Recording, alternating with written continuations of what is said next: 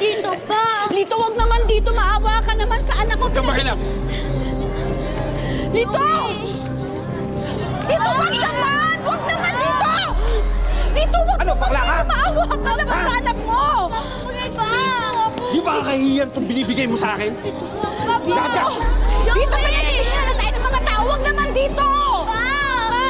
Joey! Dito!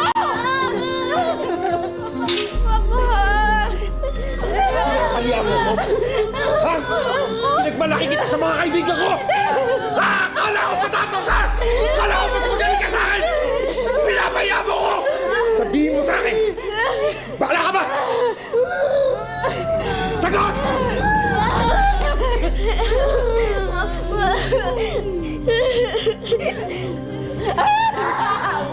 Huwag niyo pa sabi si Joey! Wala naman ako sa ginagawa masama! Kumalit po siya! Ano ang gusto mong mangyari? Maging katulad ka na kapatid kong bakla! Ha? Wala nang may respeto sa kanya! Mapapatingin sa kanya ng mga tao! Yung pag gusto mo, parang buhay ka mag-isa! Hindi kasalanan ng anak mo maging ganyan siya! Hindi niya gusto yan! Makinig ka! Bitawan mo ako! Kahit ganyan siya, anak ko pa rin si Joey!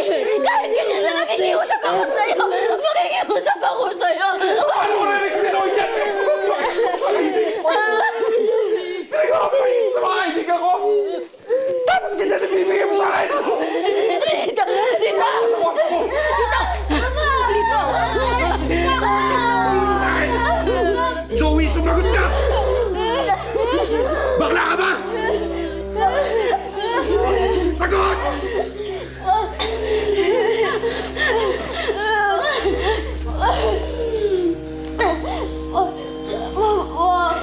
Ayoko na po mag-zero galing sa ex ko eh. May babae po ako. Babae po ako ba?